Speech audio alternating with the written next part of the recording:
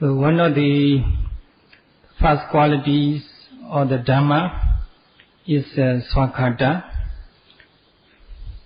The literal meaning is excellent in the beginning, excellent in the middle, and excellent in the end.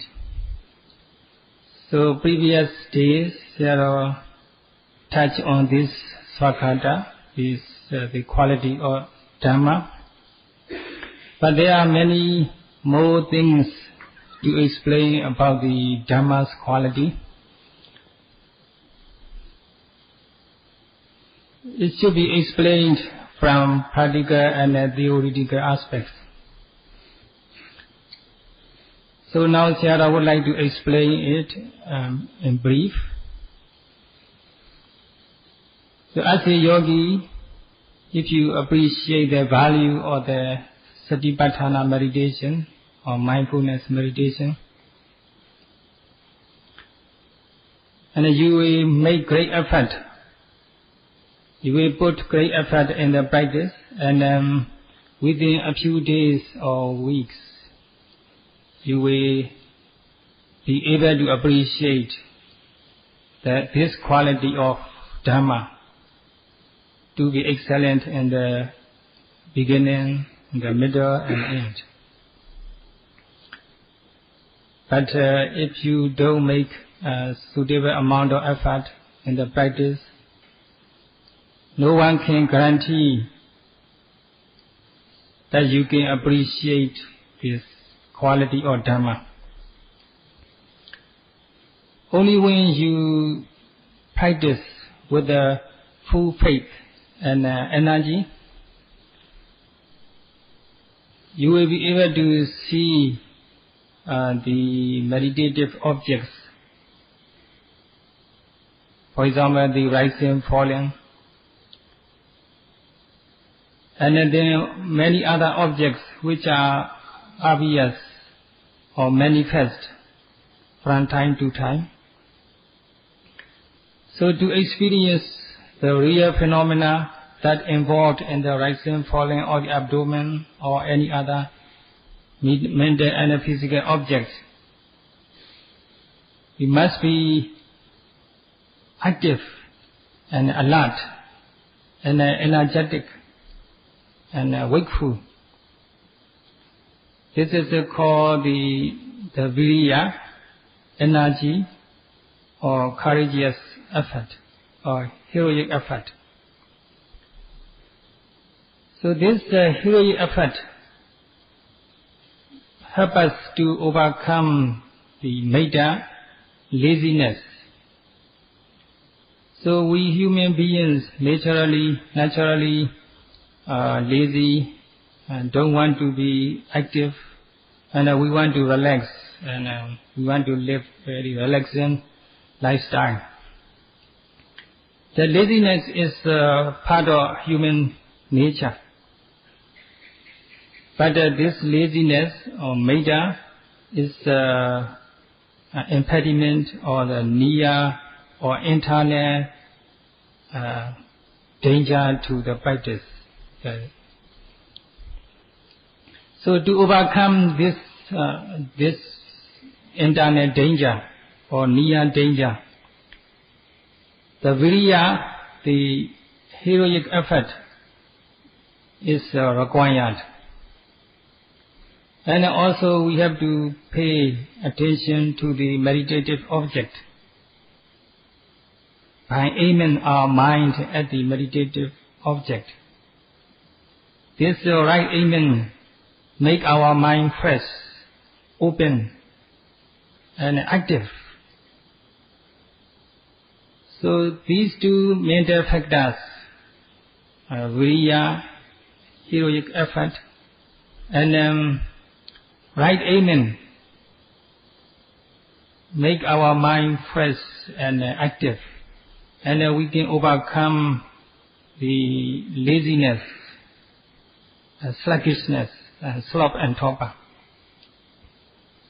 Then only can we make progress in the practice. In the beginning of the practice, we have to focus on the home object, rising, falling, or the abdomen. And then whatever is obvious, more obvious than the home object or primary object, we have to note it. We have to note them in their present moment. So to catch present phenomena, we must be alert. We must be active and wakeful with the help of the energy, heroic effort, and right aim.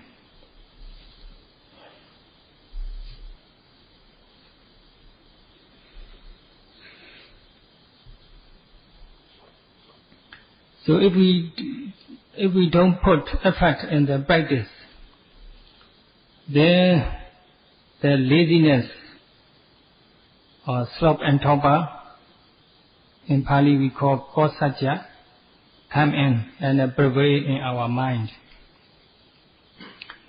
So such a lazy person is called kusita in Pali.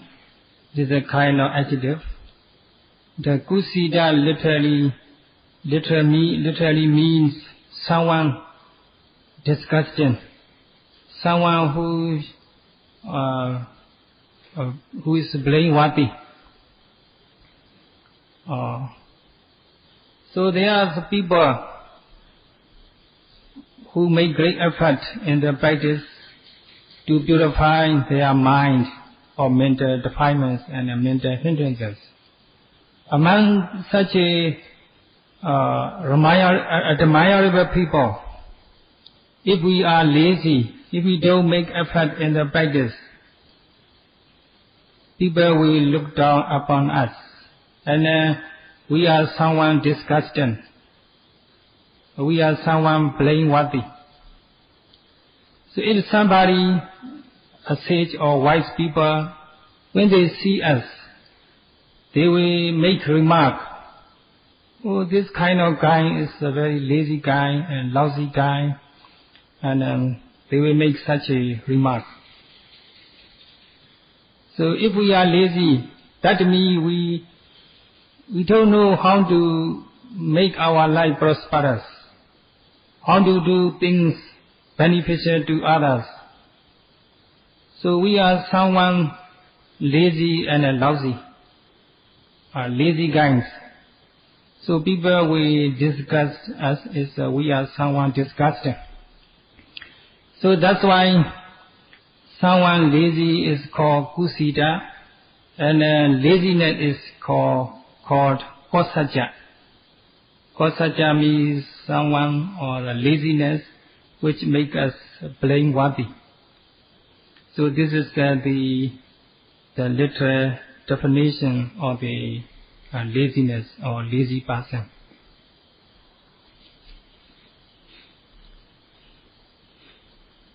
So the Buddha himself also looked down upon the lazy people.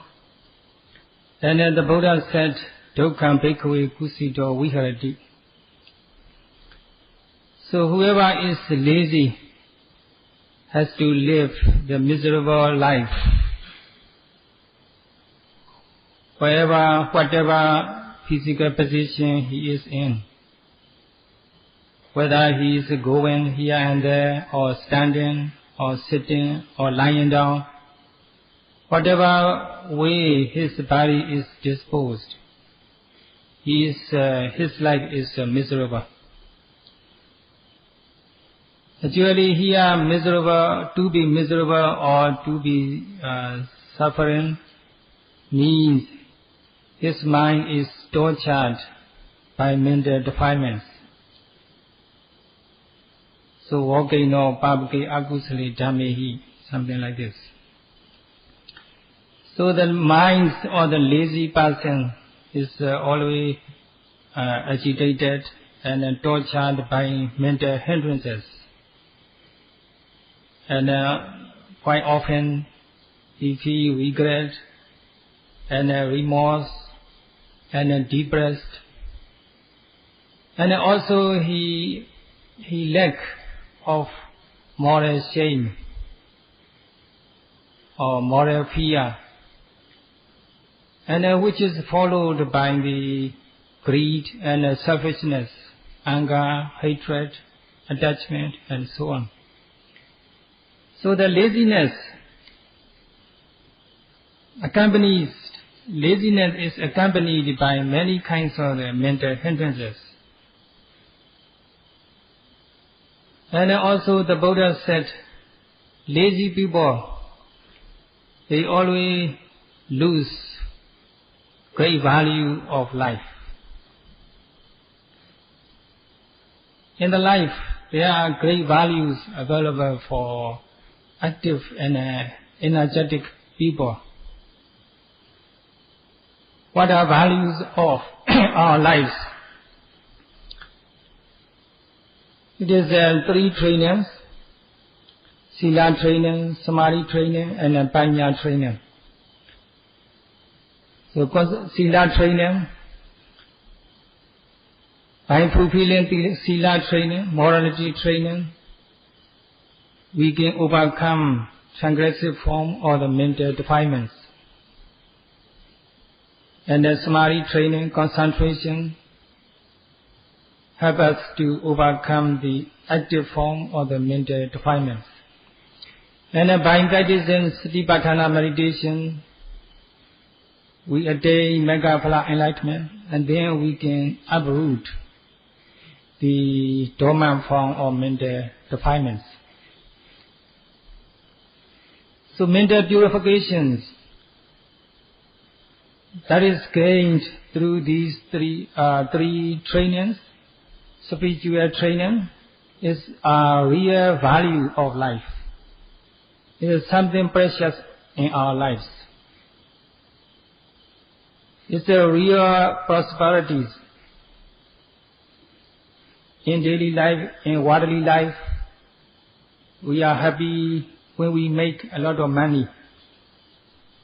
And when we are rich and wealthy, our living standards get higher and higher. We may take it as the quality of life. Actually, quality of life or value of life is not money, not living status or social status or living standard. Real quality of life or real value of life is how pure your mind is, and how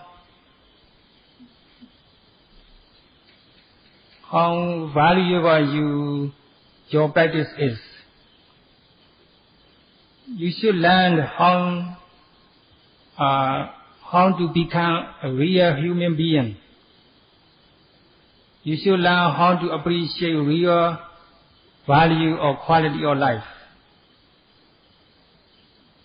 Then only you can appreciate 3 trainings: Sila training, concentration training, and wisdom training.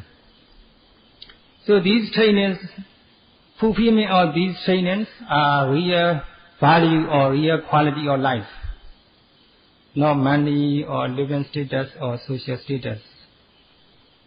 So if you are a lazy person, you cannot meet these value of life or quality of life. Only when you are energetic or you can make great effort in the practice, you will be able to experience real value and quality of life.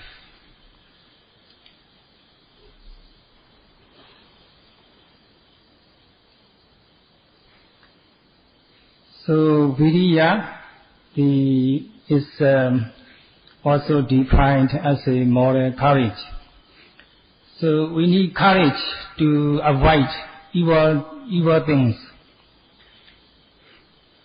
If we are not courage enough, we may not be able to resist temptation. We may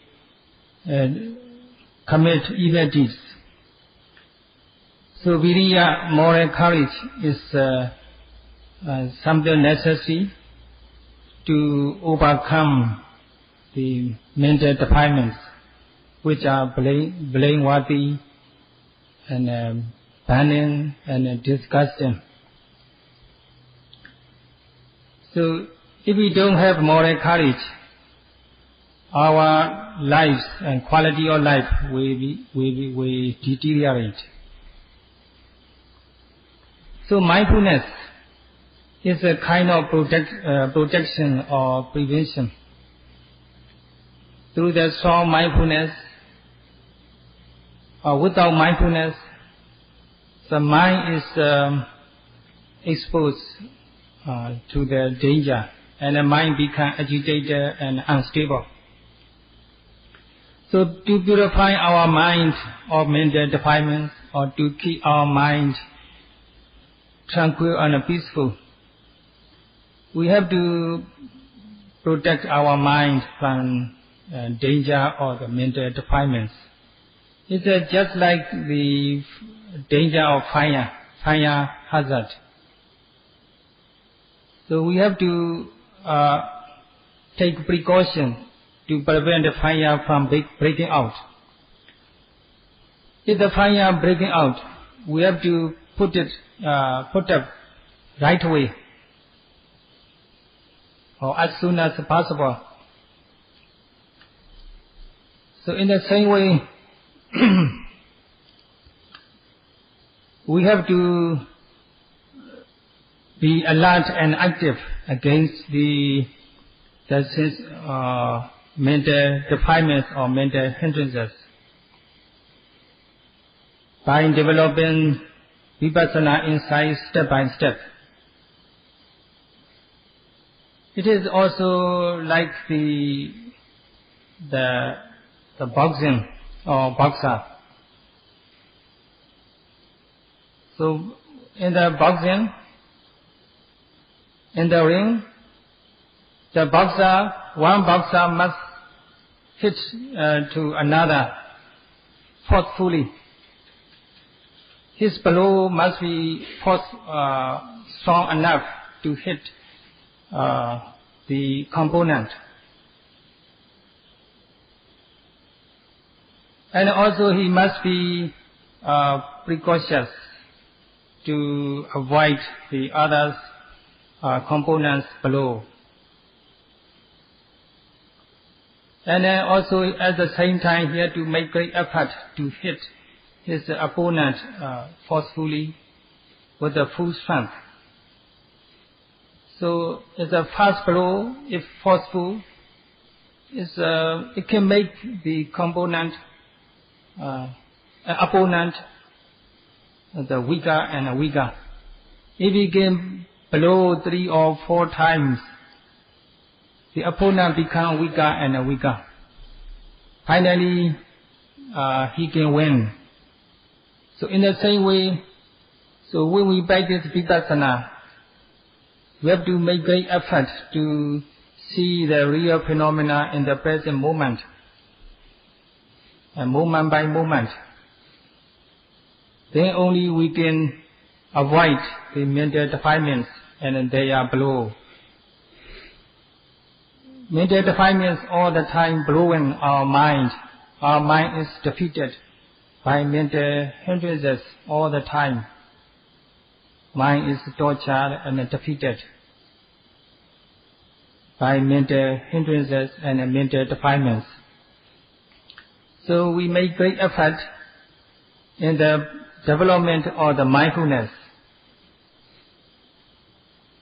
Every moment we should be mindful of the mental and the physical phenomena continuously, constantly, so that we can we can hit the mental defilements, and also we can avoid the attack made by the mental defilements. So our effort, our energy must be continuous. Our mindfulness must be constant. Then only can the virya and the energy become strong enough, or the insight, Vipassana insight become mature enough to face with the mental defilements or to defeat mental defilements. So this kind of virya and effort is called aratta virya.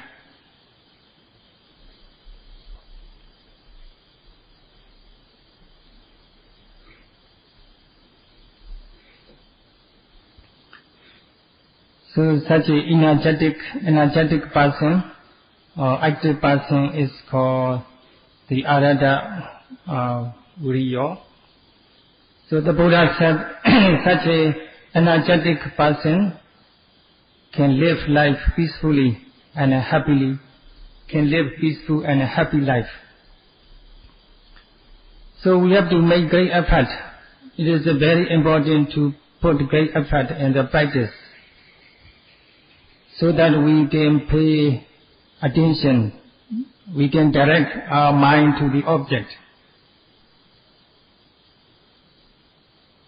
The object or meditative object. So we must direct our mind to meditative object, or we must aim at the meditative object. So in this case, this great effort and attention paid to the objects are very important factors.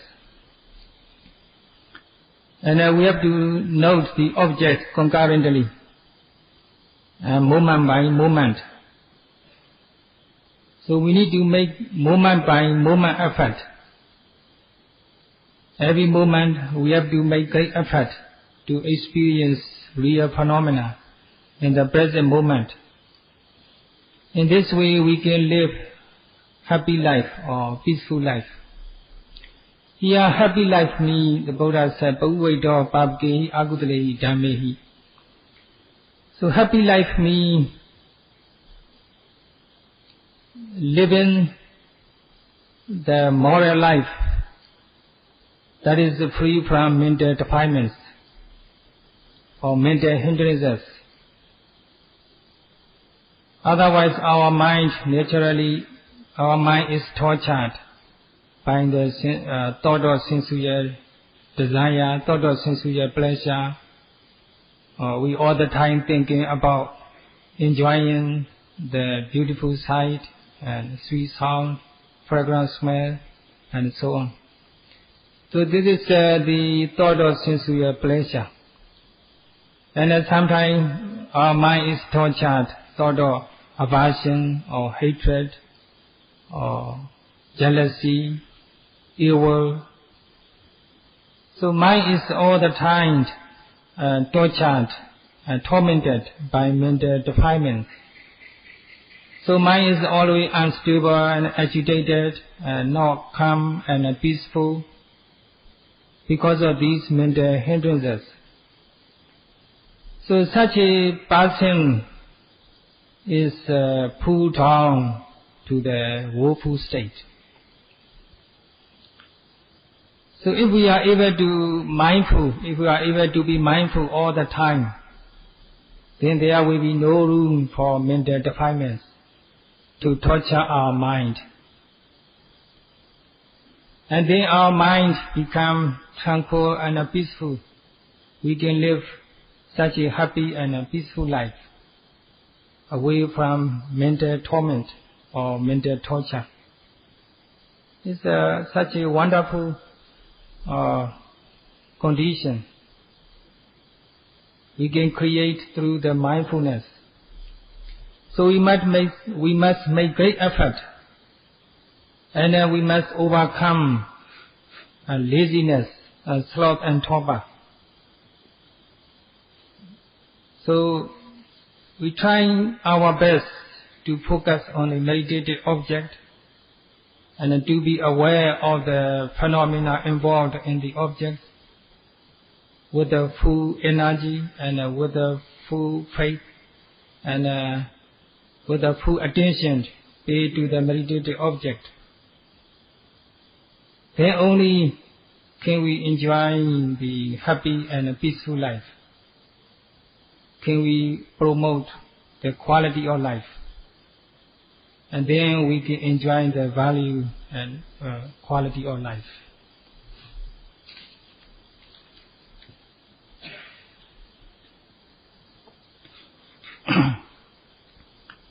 So if we are able to note every second, and then our energy gain momentum, our effort become stronger and stronger.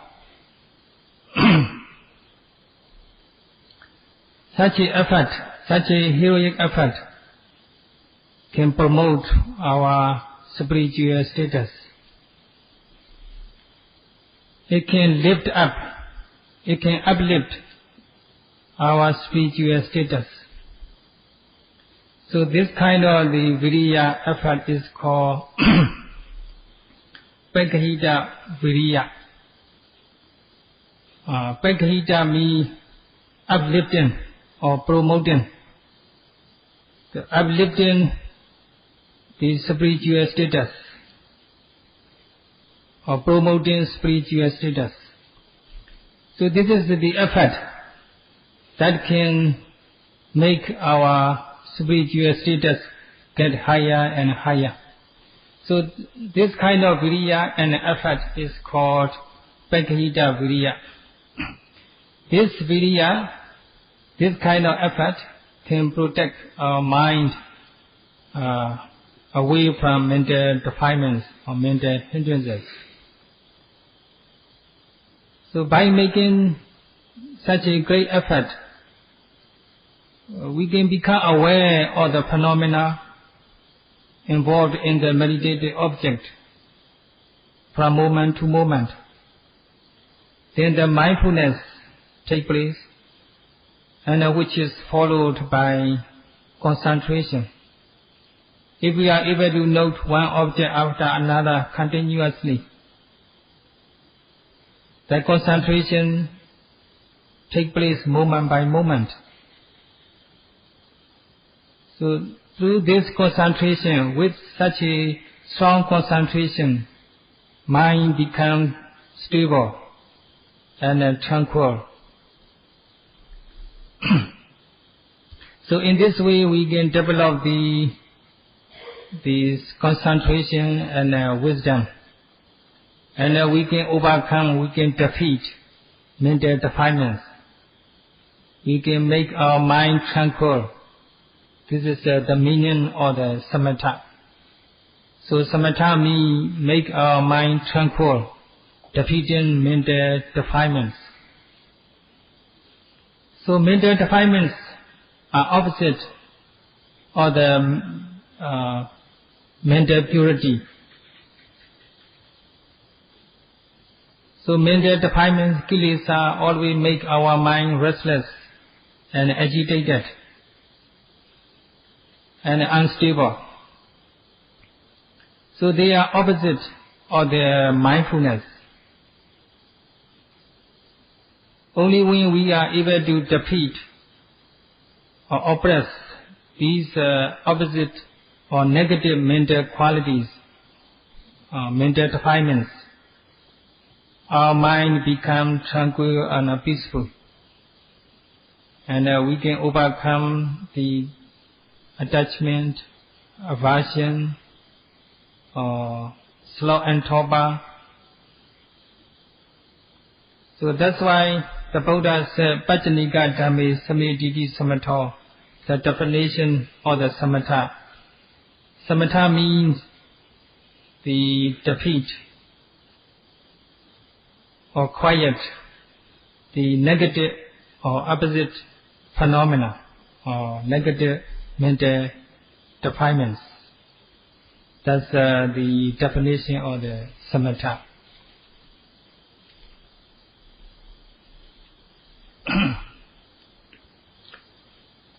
So in this way we can experience the tranquility and peacefulness.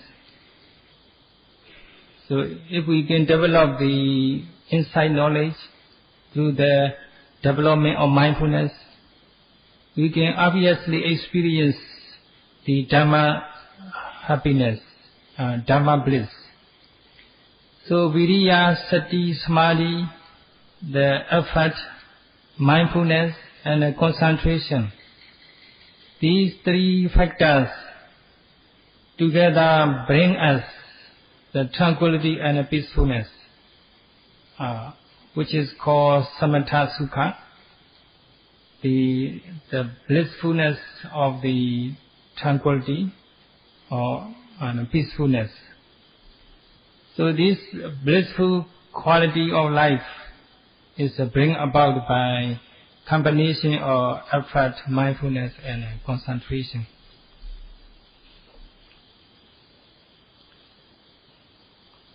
So if we analyze the Vipassana mind, or Vipassana development of mindfulness, we can find Viriya to play very important role.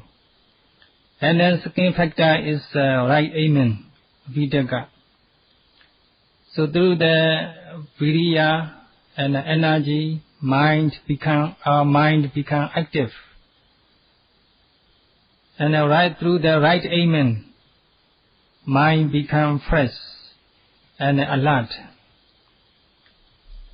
And through these two factors, we can overcome laziness and sloth and torpor.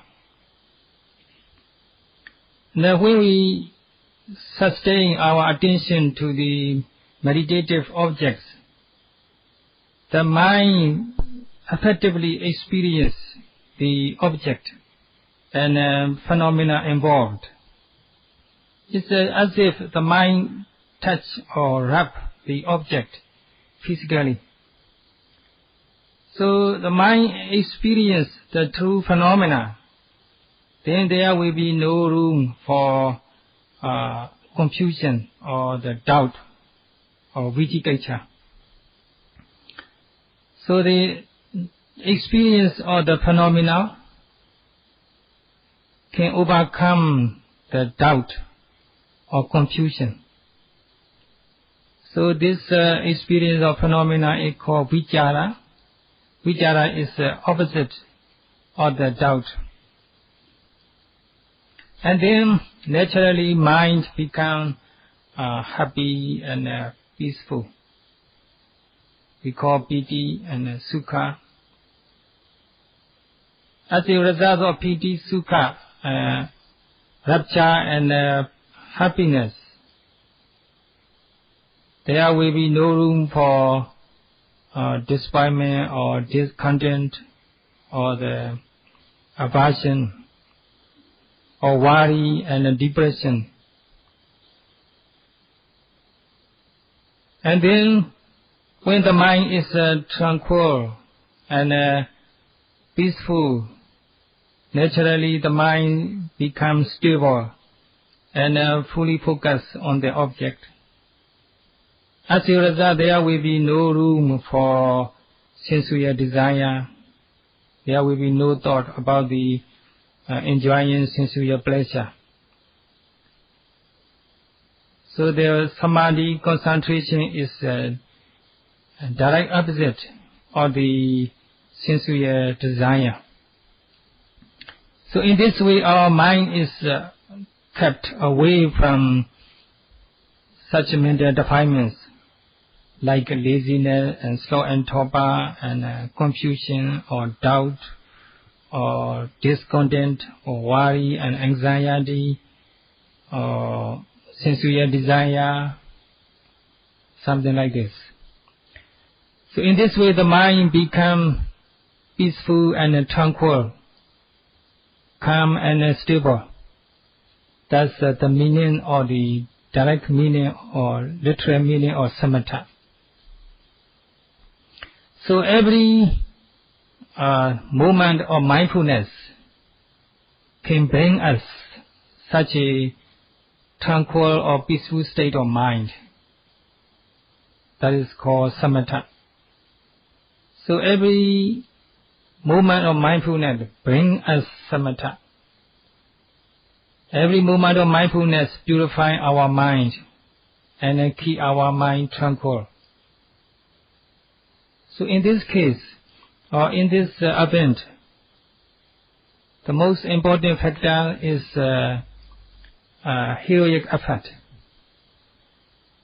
So this kind of effort can be explained in detail, and it kind of effort is on 3 stages. So this will be explained tomorrow. So today is time is up enough for today. sadhu, sadhu, sadhu, sadhu, sadhu, sadhu.